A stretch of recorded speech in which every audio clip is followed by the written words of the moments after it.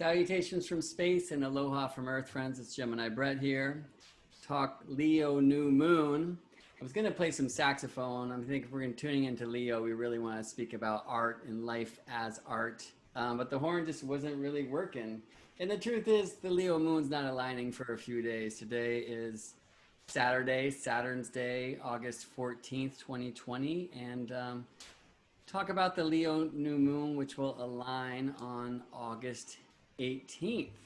And this is a new format for me because I've got a friend helping me out. I just feel like I'm really sleeping on sharing and writing to the list and all sorts of things. So I've been rapping with my friend CV about how I can shift that, and she offered to help out. And so hopefully we'll see every other week or so. I think we'll be on here to speak about the new moon and the full moon, and things are going to start waking up at my email list and all that. So I'll tell you more about that in a bit. But for now, let me introduce CV to you. How are you, CV? Good. How are you? Excited, I hope. Yeah, I'm good. I mean, I'm drained. It's been a lot of work lately. I've been teaching a bunch, and I think we're all about to feel a pretty significant shift with this new moon coming up. Every few years, we have consecutive new moons in the same astrological sign. And that, of course, has recently happened where we had a very strong solar eclipse in the sign of Cancer on June solstice, followed by another Cancer new moon. So astrology, I think we're often very much following the sun, and maybe that's the Leo thing to do, where the sun moves through the signs about 30 days at a time. But for those of us who are looking at this marriage of moon and the sun, I really see them as two parts of one thing. We've been in this like kind of 60-day long Cancer month, you know? And therefore, I think even more than most years, this shift from Cancer water to Leo fire is going to be really significant this year. So I could use some of that myself. What about you? I'm excited, a little trepidatious. I feel like there's a lot of fire. There is a lot of fire, and it's definitely already started. That's for sure. We were actually watching a fire. There's a very beautiful mountain here, Mount Tamalpais. But right between that mountain and where I live is this Chevron refinery, which is this fascinating reminder at all times. And, you know, Uranus is just stationed retrograde in Taurus, so that's like happening right now. And yesterday was this Aries Mars Capricorn Pluto square, like a void of course moon, and like the refinery, one of the stacks flared out, and it's like an 80-foot tall flame and just the worst pollution, you know. So it's really kind of contemplating shift and energy and needs for change in many ways. And I mean, I guess this is the year to have a couple Cancer new moons since we've all been forced to stay at home and all that. But I think we're all starting to get ready to get out and about, and we'll see if that lines up. Yeah, I'm excited to hear you talk about this lunation, and I even have some questions, as you know, I hope. May I start them? Sure, please. Cool. Thank you. If this lunation were a book, what would its title be? Um, that's a fun question. I'm gonna go the spirit of sovereignty. Oh, okay. And why?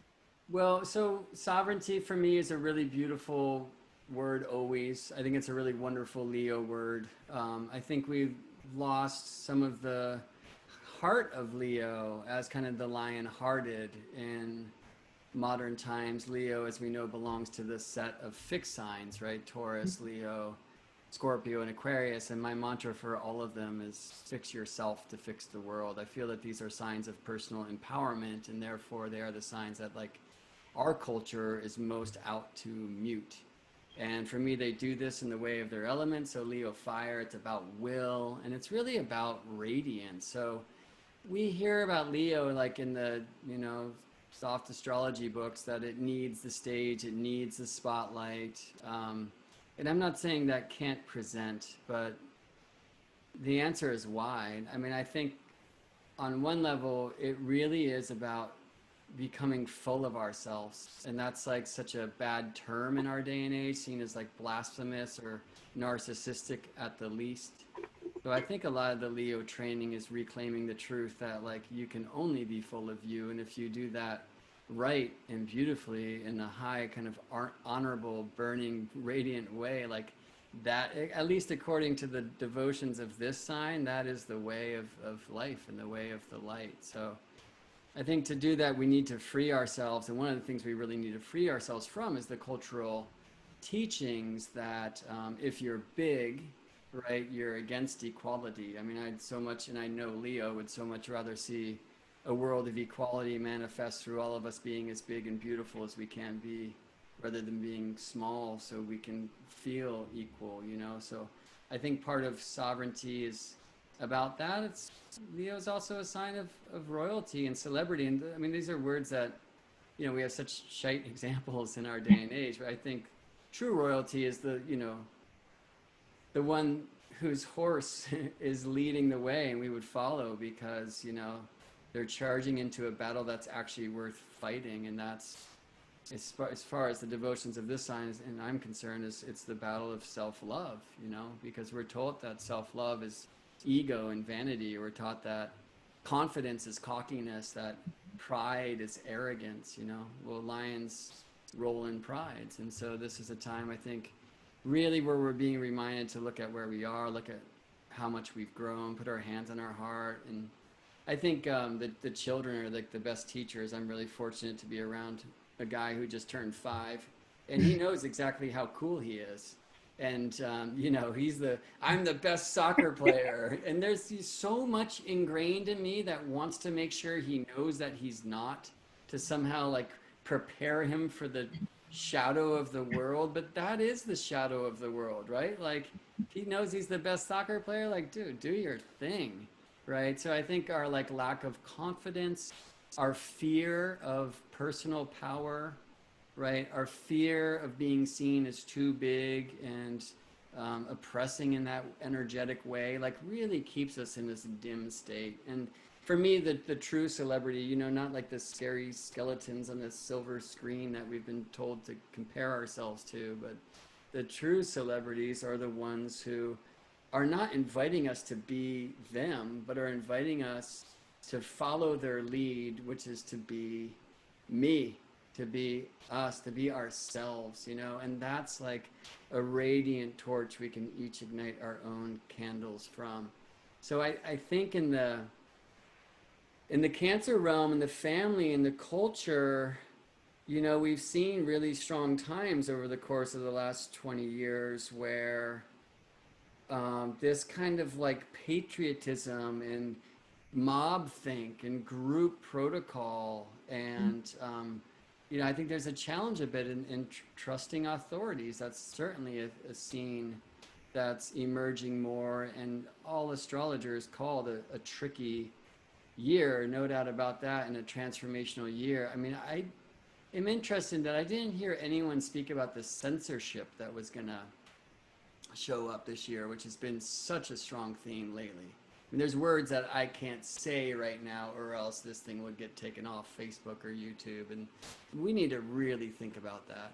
So all those restrictions on us just shining our own light, being radiant, I think it's time to really reclaim our sovereignty from that. That doesn't mean go hurt other people or, you know, but it does mean like at least take the time to consider your sources. And I think we really need to be careful of doublespeak, groupthink, like a lot of stuff that really feels like it's been alive, because it's been just so confusing and scary in the last few months. You know, many of us have different reasons to be afraid, and you know, we need to kind of bring the torch into the cave right now and really feel that light. And part of it is and I think so much of this year has been about, well, what actually matters to you. And that's so important. It's kind of like Saturn sat us down in the corner and said, think about yourself, think about what you did as a person, as a culture, whatever, where are you going?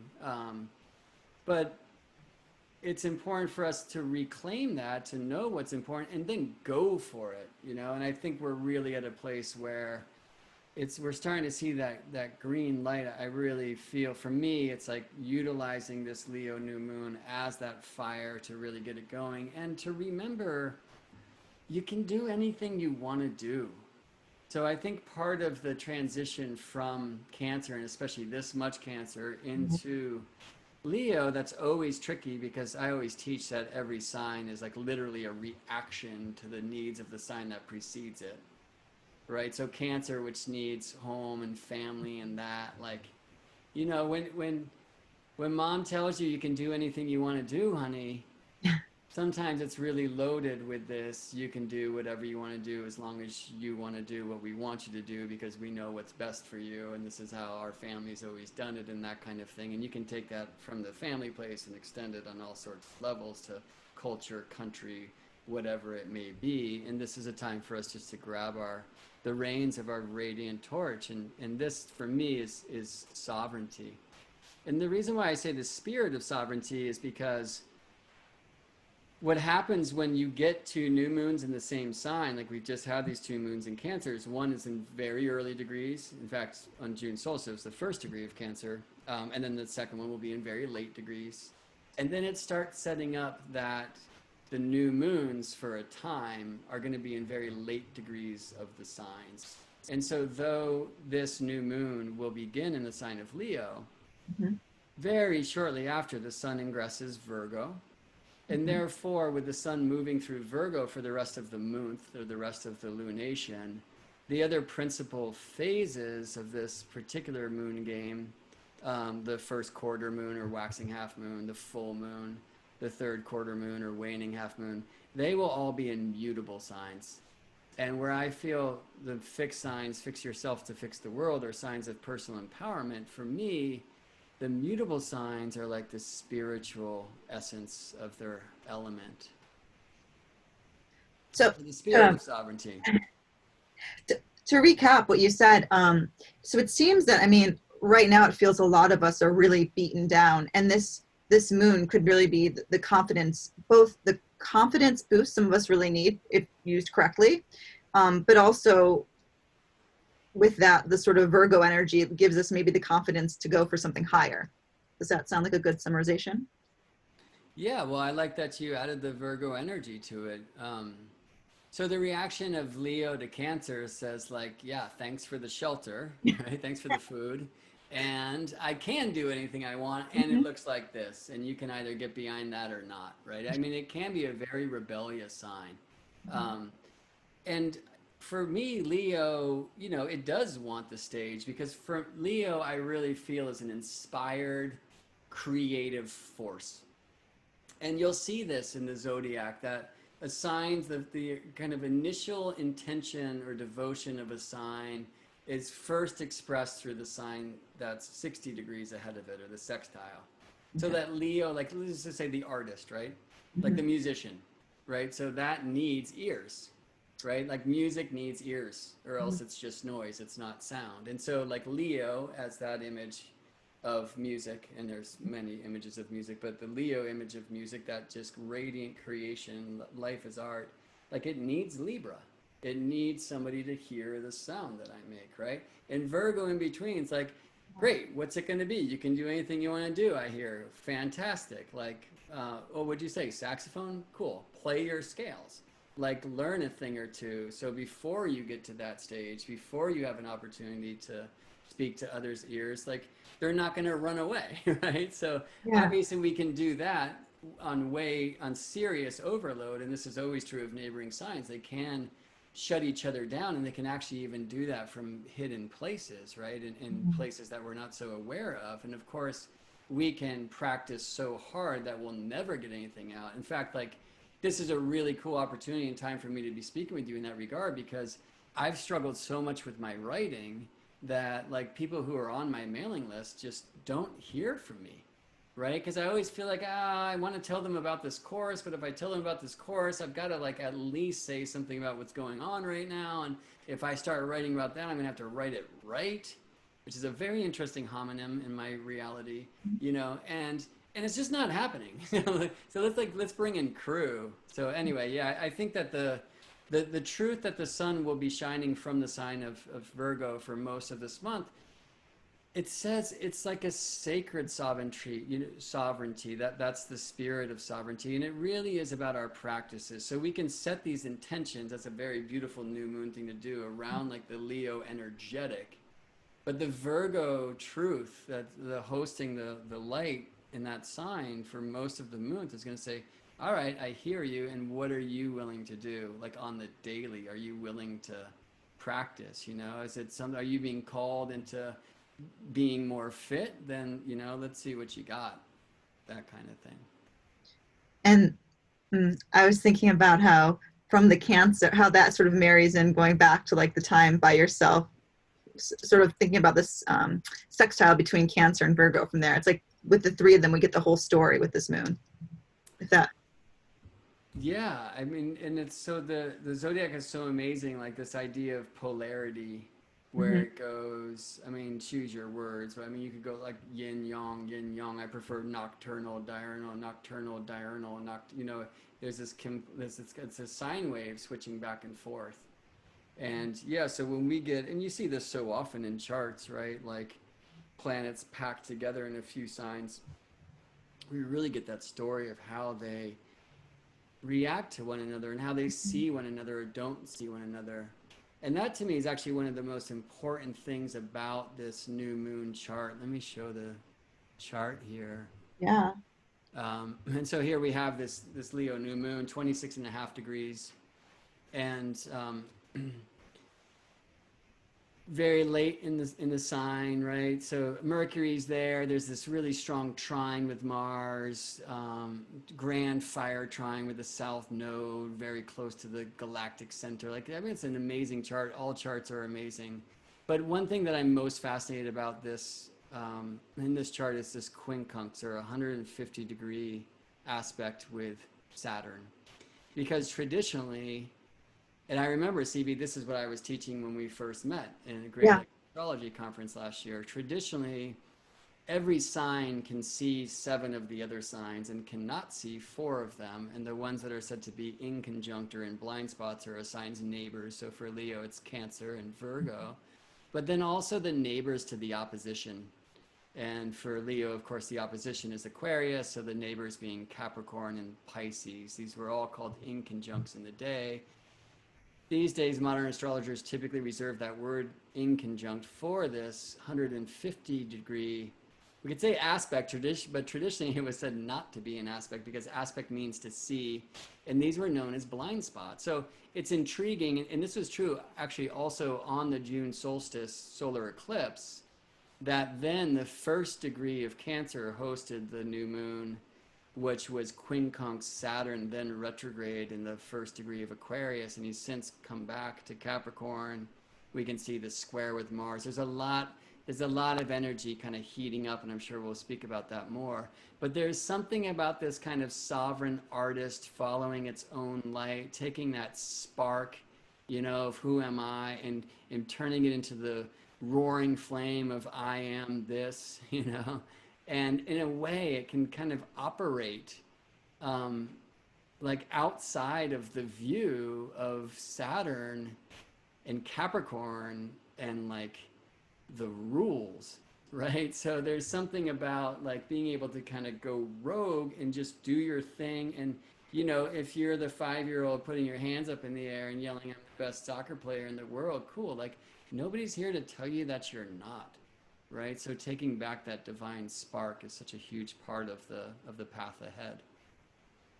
Um, well, jumping into my next question, but also jumping into the chart you just shared, if I remember your lecture correctly, there's right the whole thing about blind spots is that we find the planets, um, which would help them see each other, communicate with each other. So in this case, would it be that Venus? That's what my head was looking. Yeah, Venus can work. I think especially Mars. So what CV is talking about is I have this thing that I call magic mirrors, Yeah.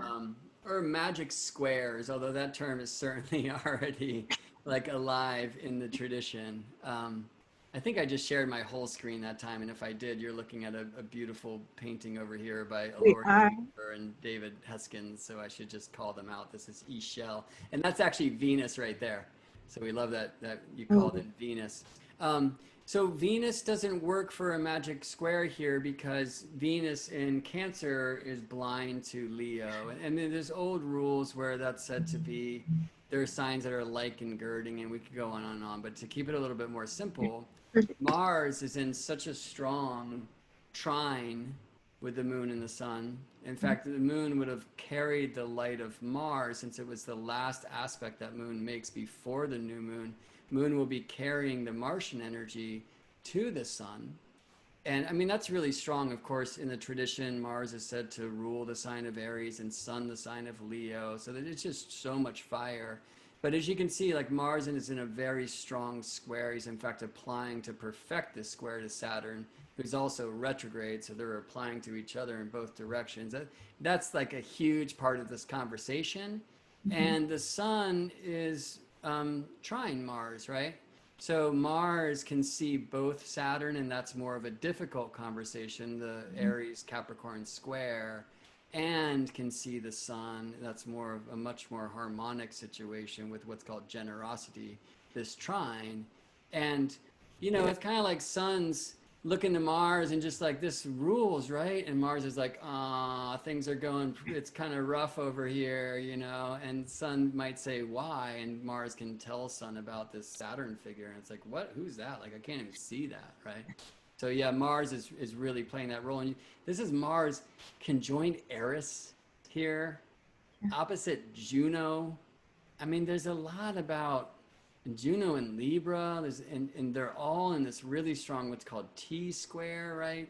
With Jupiter in Capricorn and Pluto in Capricorn, and especially Saturn in Capricorn when it comes to Mars, a very strong square. I mean, Mars is kind of right between Pluto and Saturn. I mean, it's serious, right? So actually, let me put the chart away and just speak about that for a second because you know, so much of this year, I mean, I've really been looking to the 2020 eclipse, bringing it back to the 2001 eclipse, which was in June solstice 2001. I mean, for me, that was the prenatal eclipse of the most important happening in our lifetimes in September of 2001.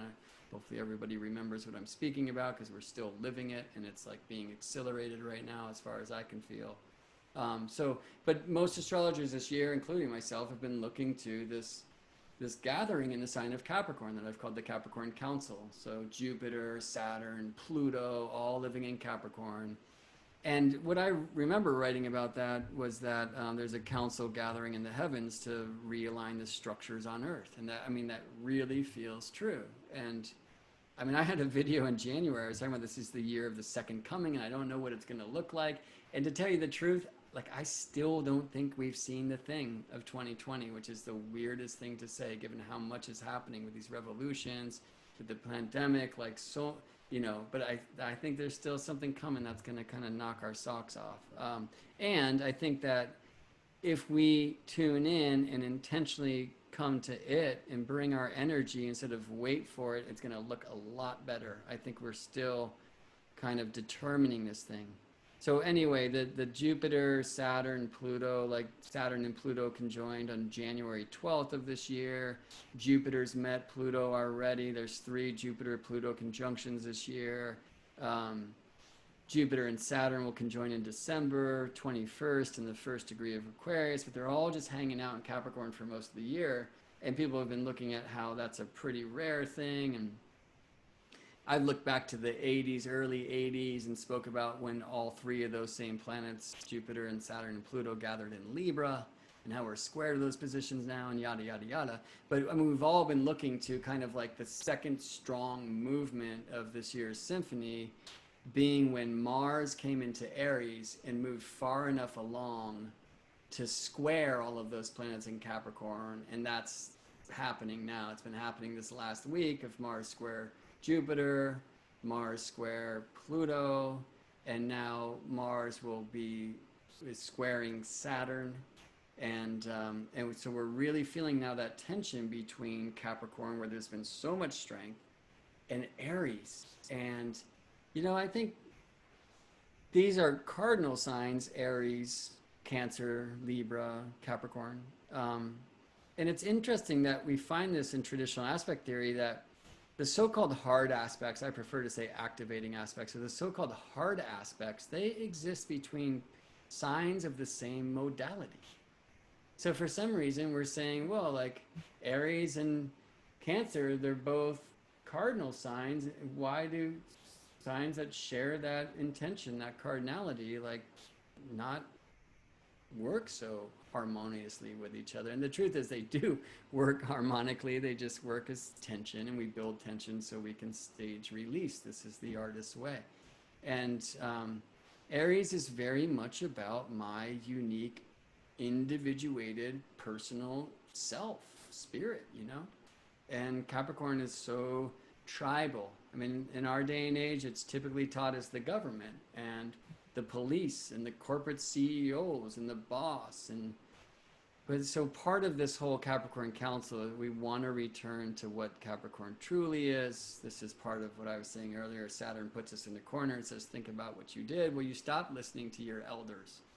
And we started telling elders that they're just older and there's places to go put them. I mean, look at how people have been treated in these last few months in that regard, especially. But when we take eldership back, because the true Capricorn is the elders of the tribe. And I'm really fortunate to have started my study at the Shamanic Astrology Mystery School with Daniel Jamario, because the archetype that he brings forth, like first and foremost for Capricorn, which I just love, is the council of grandmothers, you know, the ones that are preserving the true traditions for the 7 future generations. And I love that. I mean, like when I speak with Saturn, especially now Saturn in Capricorn, I'm really trying to release these old like mythic images and connect into that grandmother energy and that voice of the earth energy. But regardless, even if it's like that good eldership preserving the traditions, that does not necessarily typically want to promote individuating and going to do your own thing. It's like think for the tribe, right? So that's Aries. That's part of that square. Now Aries, as warrior, as pioneer, as scout, that it's in it for the tribe. And I think actually some of the tribal constraints, if you will, are even energetically built in so that we have something to push against and so that we can individuate. And you know, and we come back around, but that's really meant to be some tension right now. And we're feeling it, you know, the tension of the individual versus like the rules of the many. Well, to recap, I think I love that you say the Capricorn Council, because I think sometimes when people talk about it, we're almost projecting something with the astrology. And I like when we talk about squares and personal charts, we're always reminding people that ultimately we're trying to, this is attention to create something. And the term Capricorn Council and what you just said really brings that out, that ultimately there's some sort of balance that's being sought between these two cardinal forces. Yeah, and you know, you said something there that for me, it's like the number one principle I'm trying to remind myself all the time. This morning, I got up early to finish this class that I taught today, and I was just like called to recycle and do, you know, so fortunately, I had that feeling that I needed to take the recycling out at 5 in the morning.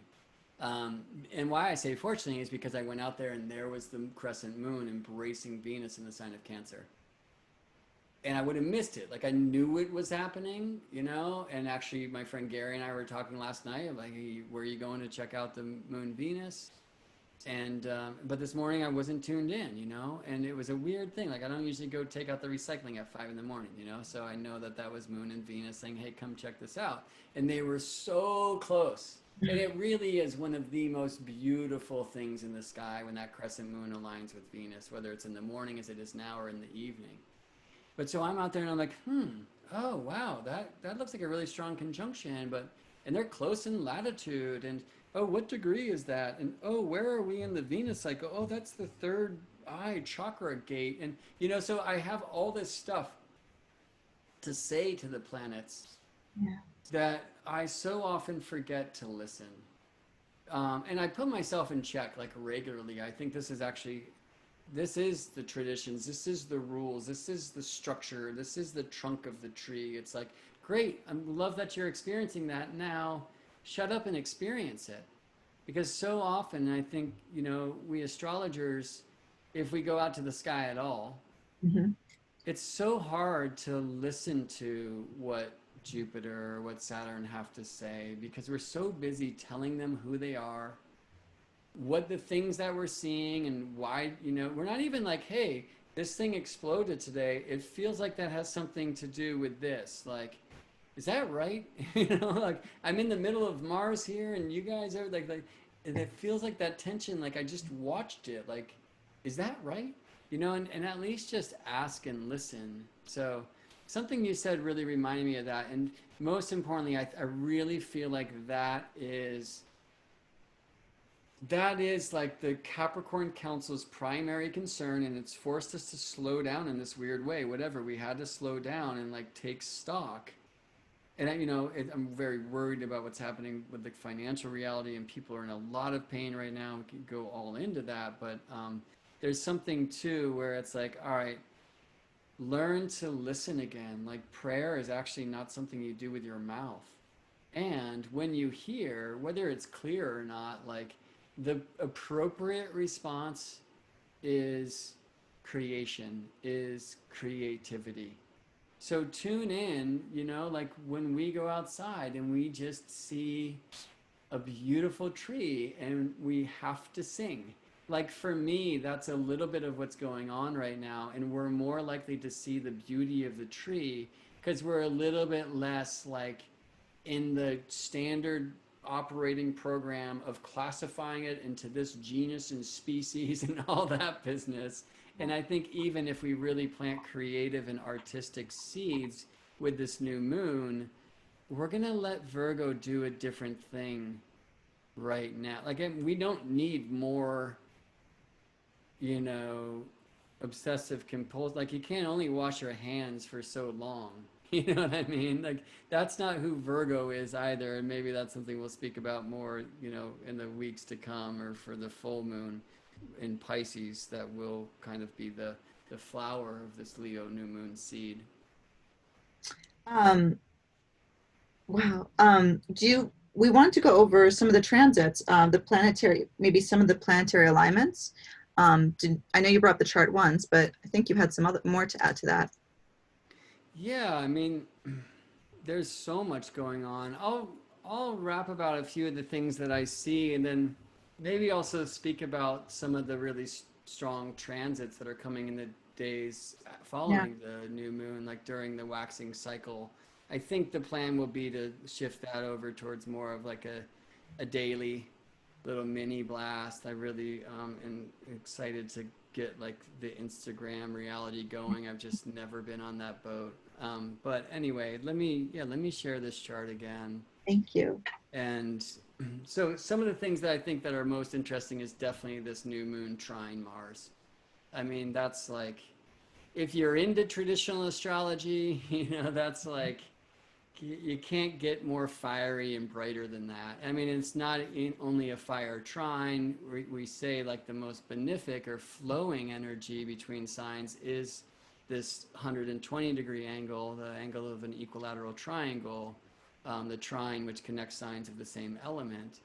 Um, but it's a grand fire trine, like it's reaching into the south node, and that always means that if a grand fire trine includes one of the nodes, because the other node is always exactly opposite, it becomes this shape called a kite. And many people will say this is kind of like pulling back the bow that shoots the arrow this way. They're very powerful places of the sky, and I'm not going to speak at them at length right now. People who follow my work or follow the Shamanic Astrology Mystery School's work will have heard about the sacred hoop many times, and the Golden Gate, the Galactic Center, the Galactic Road. So these are the two places centered around zero Cancer and zero Capricorn, really where the Milky Way crosses the plane of our solar system. And so the lunar nodes are connecting to these kind of like galactic nodes, if you will. So the lunar nodes are moon, sun, and I'll say soul and spirit, where from our point of view in matter and earth, those two energies come together. The all and the unique reflection of the all is the way that I would quickly like offer definitions for what spirit and soul are in this context. And then the galactic nodes are like spirit and I shouldn't even use that word there. It's so hard to say. It's really so hard to say what the galactic center is. That's one where it's just so much better to listen. But it's like this crossroads of like our local experience of spirit, and then there's something even grander. But it's for us to go there, it's required that we connect in with other stars. And I love that force, like just to speak about art and the amazement of like this really strong Aries. There's a lot of individuation. I think Mars Eris only increases that. There is something, I love my friend Nancy Fisher speaks about Eris as those who were left behind. And that's a very big subject. There's a lot of angst there that will kind of spark this fire right now. But that kind of individuated spark again that wants to roar into this creative flame, and it shows us that like again the stars are most happening. There's actually, you can see Juno's in this mix too, when we have something to relate to. Again, like the music wants ears, you know, and so I see that really there.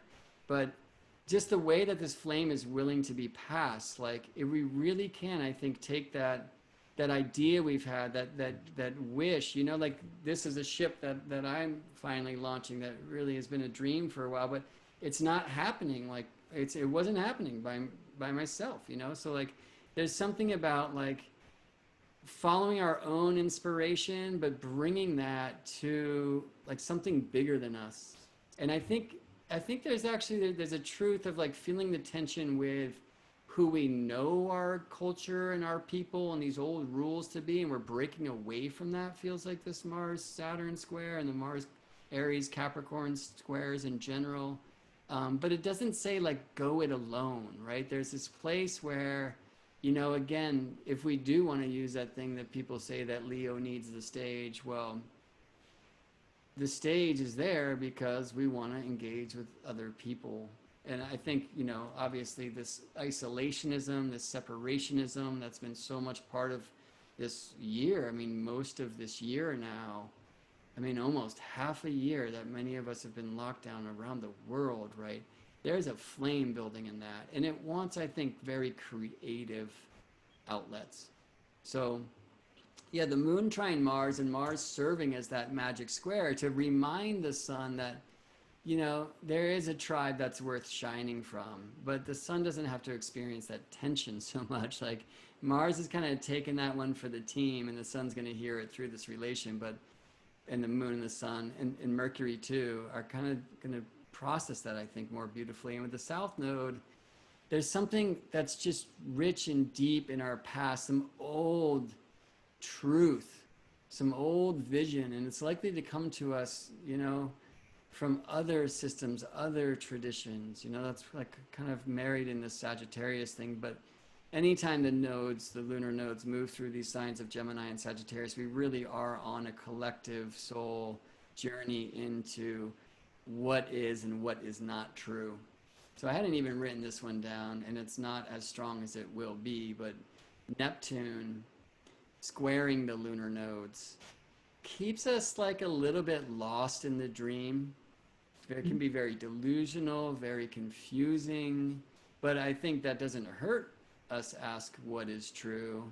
We're just being asked in so many ways to release what we think is true so we can learn more about what truth actually is.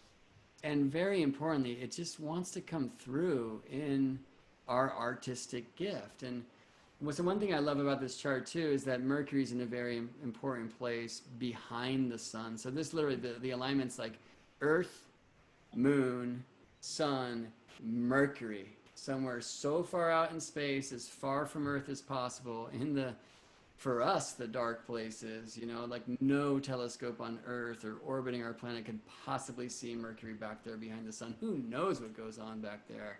But there's some kind of like rebirthing thing. And for me, this is like Mercury where he trains as the crow, the one that brings the shiny things back from the dark places, the mystery places, or like Daniel Jamaro calls this the psychopomp phase of the Mercury cycle.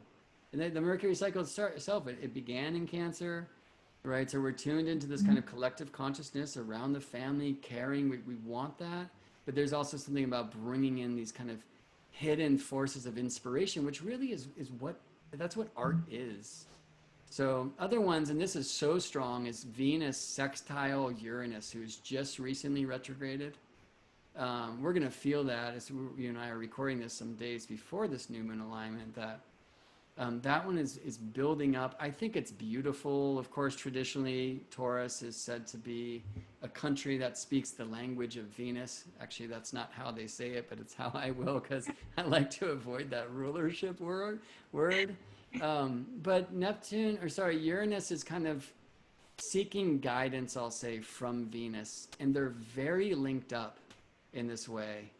And I think Venus in Cancer can speak so much to that high nurturing energy that's a little bit less like, I'm just going to speak to this from my own experience, like a little bit less like my mother's nurturing versus like my partner or lover's nurturing. And that Uranus and Taurus, like for me, it's been a calling since that ingress, like we need to think about our energy paradigms and realign the way that we are, burning oil and earth. And there's some very new options. And I think you can combine that with this truth that it's a Leo new moon, right? At 105 degrees from Uranus, which is an interesting energy in and of itself. But I mean, it looks like solar power to me. Like I made the call yesterday to see what we can do. I mean, you can get solar if you own your place, where you're not paying anything out of pocket. You could probably talk to your landlord if you're renting a place about going solar. Like solar panels, they're not the end answer. I mean, we have to mine that stuff and fabricate them. And, it's not like it's the cleanest energy, but it's a whole lot cleaner than that Chevron stack that I saw on fire yesterday. And I mean, leaning into these new energy paradigms, I think is huge. So we see that sextile Venus, Uranus, and then also to Ceres in Pisces. And many astrologers have been speaking about Ceres' involvement, especially with the food in this year of 2020. You can go pursue that. But I mean, I think this energy, it's going to keep us tuned into a nocturnal, a dreamy, the importance of feeling, the importance of healing in the body, and kind of shifting the way we've done that. So I'm excited to see how that plays. I'm excited to listen to that one because it's got a lot more to say than I know and what's in the live for it. Do you have anything that you see in there, CB, that you want to share? Oh, I just wanted to make a joke about the Mars wanting to kick out the leadership and replace it with the council, which is more commentary. Yeah, I mean, and that's not a joke, right? So Yeah. we're seeing that I mean, obviously where we live in the United States, there's a presidential election forming, and do you want to go with the ones who are more about the executive office or go lean more in towards the republic idea of, taxes will be of consideration and all that. So there's a lot of places we could go there for sure. But I think the Venus Uranus sextile, it's giving us the opportunity to love up the truth that we need some change. And I think that's been one of the most important things that I've experienced so far in the news of the outer world, which is, and we've seen it here, like coyotes coming a lot closer than they used to. People are there's elephants in the streets of some cities.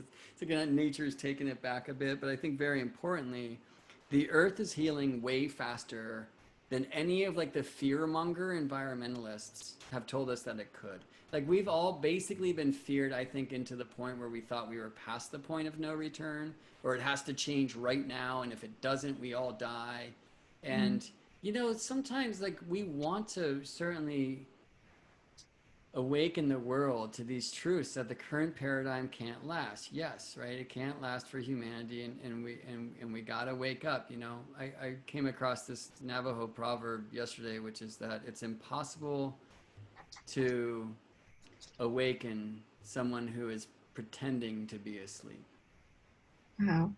And I love that so much. I think that we need to give ourselves a little bit of a release from the guilt that's been like, there's just been so much guilt. And people are trying to use guilt as the fuel for the vehicle of transformation. And guilt is shit fuel. It is a bad motivator because it motivates us to, you know, and you saying I'm going to become better because I'm bad, you know, it is such a short, it is the slowest, murkiest, muddiest, you know, path to climb to becoming better, right? Becoming better because you can be better. And that's like Leo, that's like fire world, right? So, and we'll see this a lot too. I mean, like, look at Maxwell, who's on trial right now for seriously abusing innocent, defenseless individuals. Well, she's also very famous for being a philanthropist and bringing awareness to, you know, the pollutions of the ocean. So we want more awareness around the pollutions of the oceans, but sometimes the way that that's done is very abusive because it's attacking kind of the defenseless consciousness, right? So we want to come and do this in a very creative way. Like, we certainly don't want to bury our heads in the sand, but I think we've been receiving messages, very clear messages that, you know, if you guys just slow down and stop driving so many cars and stop burning all that stuff, like Earth can heal way faster than your scientist said. Now, how are you going to help her heal faster once you're out of your homes, right? And that looks like it literally an energy paradigm shift. And it can be done, but it's going to be done through love. It's going to be done through vision, you know. So there's also like, it's a septile of Uranus Neptune, which I think is a kind of this like vision dream of new technology. And granted, I'm like projecting my own dream into this thing. That's all I can do as an astrologer when it comes down to it. But that's the candle I've been holding in my heart since Uranus came into Taurus. And the pandemic thing, the lockdown thing, has forced us to accelerate, not even accelerate, just to finally do these things we said we were going to do around here. Like, let's grow a garden. Let's go solar. You know, all these things where it's like, oh, you know, we need to do that as like good human beings. Too busy. Yeah. You know, I'm even busier. And yet that's the most important thing. And I think that's really loud. So there's another like Mercury aspect that I love here, which is called the trioctile. And for those of you who have studied some harmonic astrology, or as David Cochran calls it, vibrational astrology, it's a very powerful connection.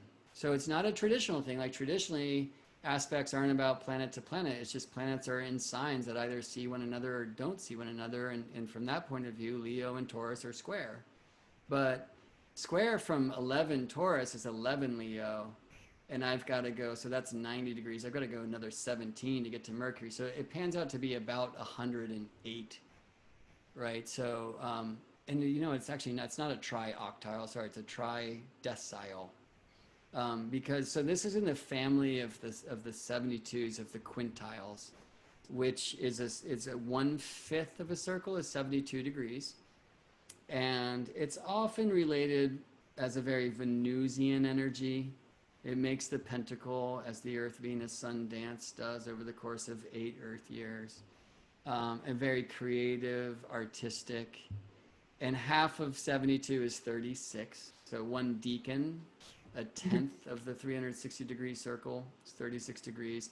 And 3 times 36 is 108. So it's like a quintile and a half a quintile, or 3 half quintiles. And I know in David Cochran's work, he sees it as like this genius. There's literally is this innovative artistic genius going here. And so one thing I think is really important about Uranus and Taurus, I actually predicted that this would happen, and it did happen, that when Uranus ingressed Taurus, that we would start seeing evidence of the way that humanity was almost entirely destroyed a long time ago, which basically looks like a comet or some kind of huge solar flare. And it was the timing that's voiced by Plato and the Timaeus about the sinking of Atlantis and all sorts of things. And it was like a long, powerful, beautiful conversation. And Barbara Handclau's words, like, we suffer from catastrophophobia. There's something deep in our DNA from something that happened to the species long ago. And then those that did survive this great cataclysm, basically we've become a species with amnesia, to use a term from Graham Hancock. He doesn't say it's this is why, but I'm sure it is like the things that the survivors had to do to survive after this ice age that's called the Younger Dryas period came around, probably as a result to a comet, are like unspeakable. And I think individuals are playing this out in our greatest shadows expressions. The culture is playing this out, and so my prediction was that when Uranus came into Taurus, we would start seeing evidence of this destruction. And shortly thereafter, actually, we did find the evidence of a crater way below the ice of Greenland, that we can't date precisely, but one of the offerings was like 13,000 years ago, which is like this timing of Plato's sinking of the Atlantis and the Younger Dryas ice age and all sorts of things that really make sense, that make it look like we were hit by this comet. So, mythically, Gaia was said to have been raped by Uranus. That's, of course, not where their story begins. And, people usually take that very literally, or actually not that literally, because they'll apply that to a human life. But we have to remember that while that mythic application of evolutionary growth is wonderful, go there. But, they were speaking about Gaia, who is the earth, and Uranus, who is the heavens. And the way that the heavens are raped by the earth, it looks like a comet. So it's been fascinating to me that we did have a visible comet this year, Neowise. Spent a lot of time speaking about that, and especially where it showed up and when it showed up. I mean, it was just amazing. But I feel like there's some serious love, this Venus series trine with Uranus on the sextiles in between, this way that there's kind of a genius to Mercury in the hidden places. And it's not like we have to remember the trauma exactly. The point of trauma is to snap us into the moment now. And, we could do that like with any unexpected thing. So what I would say is like one of the greatest ways we can like play and work with this new moon in the couple weeks to come is to literally be like in our just roaring, flaming, creative sovereignty, like very spontaneous, and to bring in that genius of like hidden things. So speaking of, a little bit too much words as it is with me typically, but I think maybe we should do like what's happening in the days ahead more just through the Instagram and Facebook posts and on the mailing list, as we discussed, because we're almost an hour in. What do you think, CB? I love your words. I think that's great. I do have one final question, and maybe it'll be brief. Are there any maybe specific tangible ways that people can work with and integrate these energies into their everyday lives over the next 2 weeks? Yeah, I mean, I really think it's about your art. So often I ask clients, I mean, I can see it all over their chart, are you an artist? Mm-hmm. And this interesting hesitation happens, right? Because we were kind of trained to believe that to be an artist means you are like selling paintings or making records and selling them, or it's your job, right? We like define ourselves by how we make money. right? Like, what the fuck happened that we believe that we are defined by how we make money, right? So I think that this Leo new moon's in conjunct with Saturn and the Capricorn crew, and they're just like inspired by, like, Mars is feeling that tension in the square, but it's that trine, you know, it's like that tension is actually giving us the impetus for creativity. So this is a time to like be that artist you always knew you were or haven't allowed yourself to know you are yet. And you know, if you are too deep into the perfectionism, if you struggle like I do, then grab some crayons. You know, grab something where you can't make perfect art with and just go nuts. I mean, the crayons are cool too because it can bring us back to a time before judgment when we were just inspired and our artistic creativity was not compared to the person sitting next to us, you know? I mean, in fact, you asked earlier, like, what's the right book title? I love that question.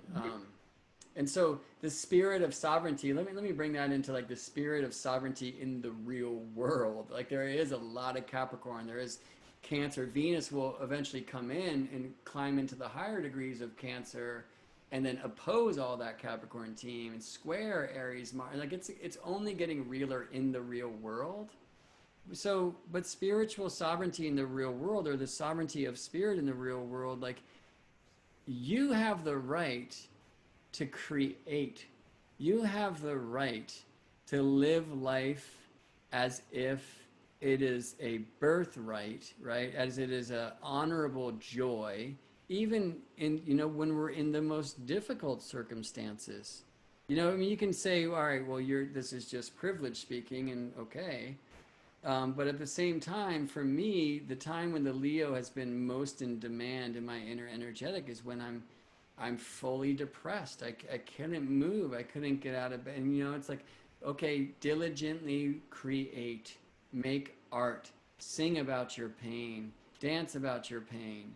And that for me is like the most ceremonious thing that we could possibly do ever. As far as Leo is concerned, like life is your canvas and you have an infinite palette and it comes from right here, like in the inner hara. So for those of you who are like, you know, yogis, then like a lot of lion's breath, bringing back the flame, getting hot. I'm scared to say that because it's like really hot in California right now.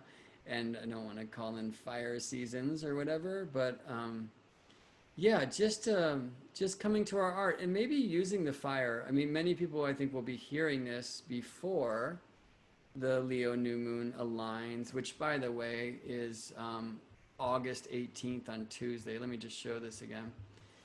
So where I live, it's in California, Pacific time zone. It's August 18th at 7:42 p.m.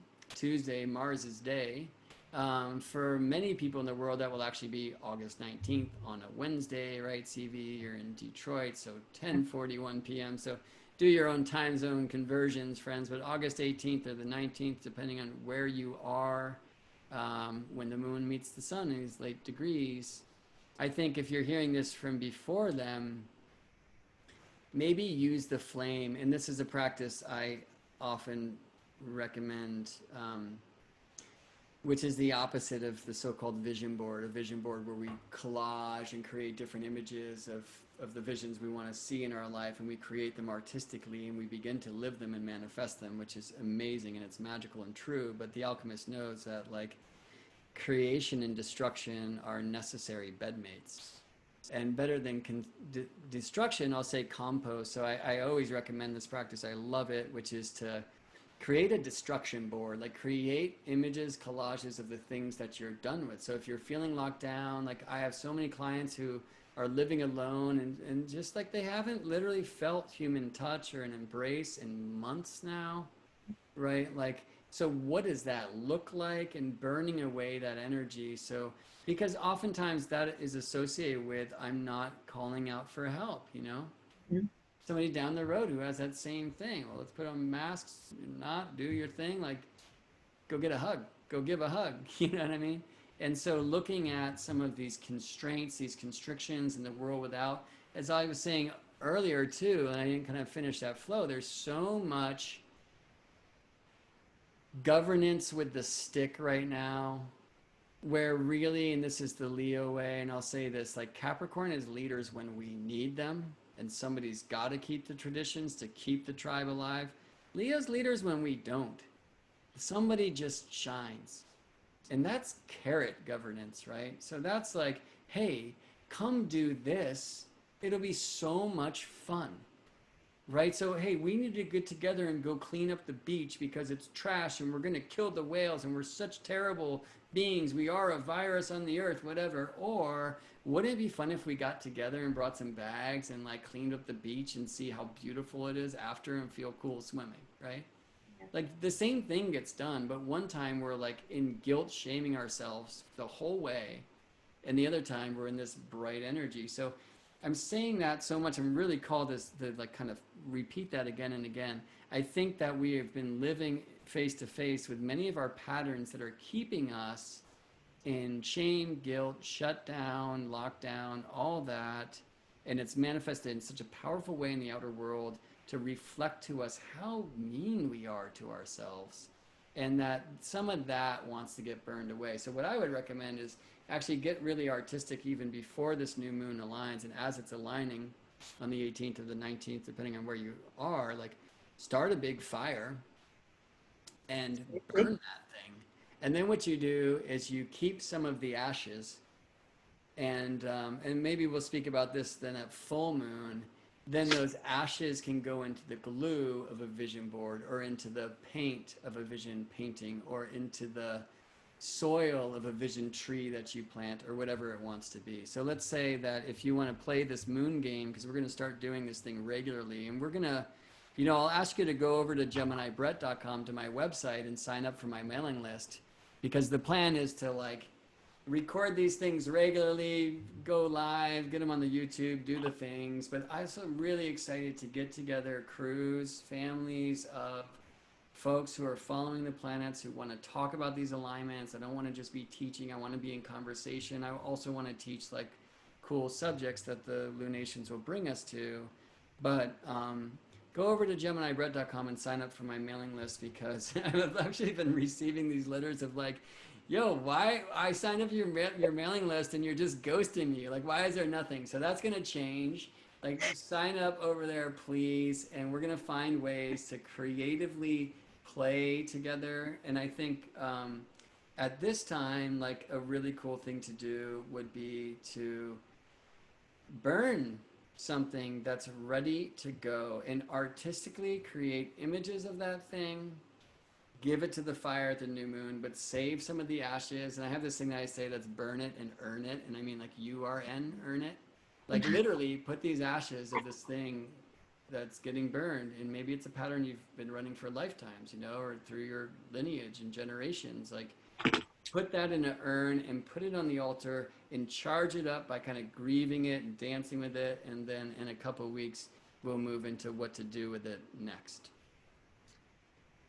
I just realized for the first time in my entire life that the word earn isn't burn. Yeah, right.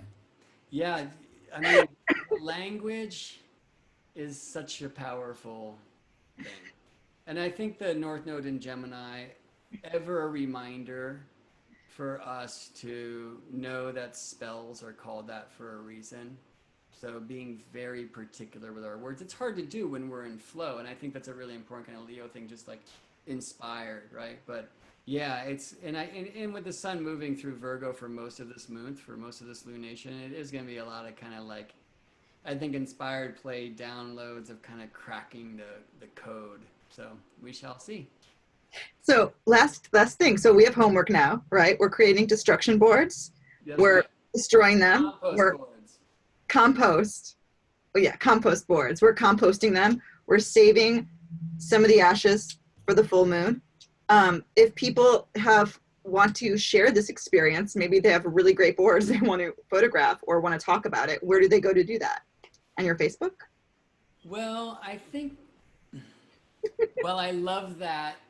I also think that the compost board is something to be really deeply engaged within, and it's kind of self-work to do. Or I mean, we could do this like with our partners if we want to compost a Yeah, yeah. pattern, but this one's not one to take a picture of and share around. When we get to the full moon thing and do more like a vision board, like that's the one we'll share. And so between now and then, Stevie, you and I together can maybe figure out some logistics and where that goes and what. But for now, I would say like don't even take a picture of this thing for your own memory. Just because that's kind of keeping it. So just let it Yeah, go. exactly. Right. Because that is totally keeping it. And understand also that if you are going to burn something old, like honor that, grieve that. It's a big deal. You know, I mean, Prince says this, and I love this, that um, sometimes it takes years to become an overnight success. I just love that quote so much because the truth is like these alchemical shifts, and we've all been through them. Like it happens like that. It's like, wow, I thought that was going to take me the rest of my lifetime to process. And I've actually just really, I can feel it. Like I've actually forgiven that person who totally traumatized me. And how, but it's not like we built up to that, built up, and it might have been lifetimes building up to, but then it's like that, right? But I think it's really important to know that getting to that place, it takes hard work, if you will, or hard play would be a better Leo word. And sometimes that really is just honoring these things that we're going through in a powerful and beautiful way. And that's just to say, like, look, this has been really hard for me. And also to honor that, you know, sometimes it's these things that we most want to get away from in ourselves Yeah. that are our identity. It's how we know ourselves. You know, I might know myself as like a wounded little boy and I want to like be a warrior man and you know, but that you don't do that by like casting it out, right? It's just going to come back in 10 times full. Like you do that by loving this thing, knowing where it comes from, honoring it, you know? And that's why like this burn it and earn it process I find to be really powerful. And so, you know, to tell you the truth, I would answer that question in a very different way if it was Tuesday or Wednesday and the Leo new moon had aligned. I imagine because there's a lot of nostalgia in what I'm saying, right? And I've Yeah. actually shared this process recently at Astrology Hub when I was interviewed, and it's something that I share all the time with clients. And I mean, it's brought amazing shifts in my life. So, yeah, check it out. And then for the full moon, we'll get together and we'll do something artistic, and the journey will be to share that, or maybe we'll find a ways to create something together. I don't know. So head over to GeminiBrett.com and sign up for my mailing list if you're not on there already. And I'm not going to ghost you anymore. I'm going to get some help. Actually, Stevie's going to write some bullet points of this share, and that will happen monthly. So people who don't have an hour to spend and want to just like get quick things. Yeah, and we'll find different ways that together we can play the moon game, as I like to say. So that being said, let me just show one more slide. Ooh. This is the moon game.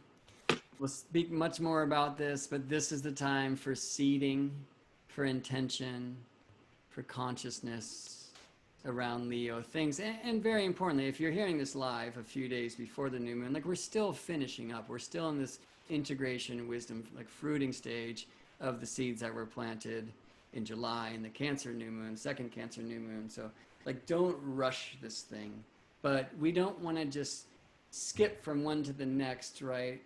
And you're like it's a circle. In fact, it's a spiral. So we want to take, of course, where we are and bring that consciously into where we will go and where we are going. All right, TV. Well, thanks so much for motivating this. I think we're gonna make some magic, and I'm looking forward to seeing where this creation goes. I'm stoked. Have a beautiful night. All right, you too. Bye, Bye. everyone.